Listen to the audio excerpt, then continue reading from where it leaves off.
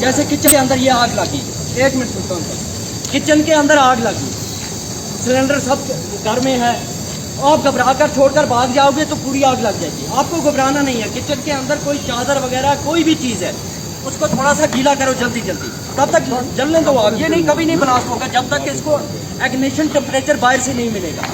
जब इसके इर्द गिर्द टेम्परेचर इसको मिलेगा तब जाके ये ब्लास्ट होता है, वरना तब तक ब्लास्ट नहीं होगा। पूरा दिन चलता रहेगा इधर ग्राउंड में, ये कभी नहीं ब्लास्ट होगा सिलेंडर।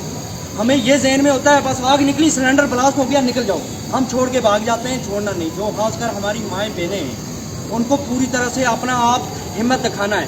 चादर कम्बल कोई भी चीज़ है वहाँ से घर से उठाओ, उसको थोड़ा गीला करो, तब तक जलने दो, कोई बात नहीं है, डरने की बात नहीं है। और उसके बाद में इसका ये ऑक्सीजन इसका बंद करेंगे।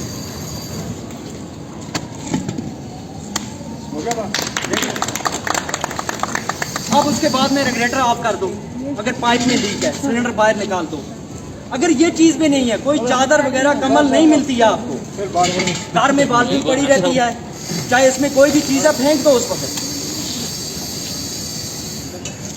आगे लगाओ थोड़ा, आप नजदीक लगाते हो।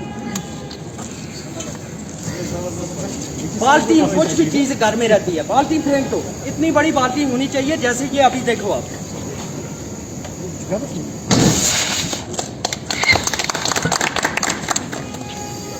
हो गया।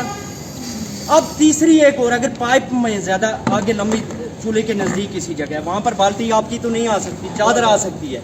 चादर के बगैर और एक तरीका भी है, जरा आप दिखाएं हाथ से।